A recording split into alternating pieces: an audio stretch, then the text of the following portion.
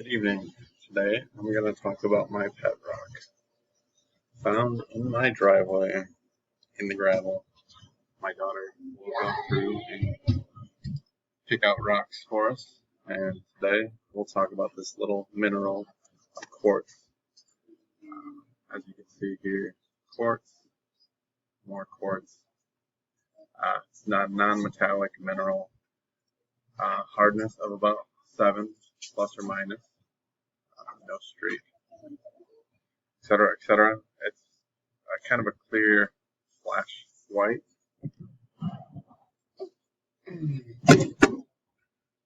The luster is vitreous. Cleavage, not so much. Like I said, we found it in the driveway. Not very special, but it's fun. Is this your favorite rock? That's my pet rock. Okay.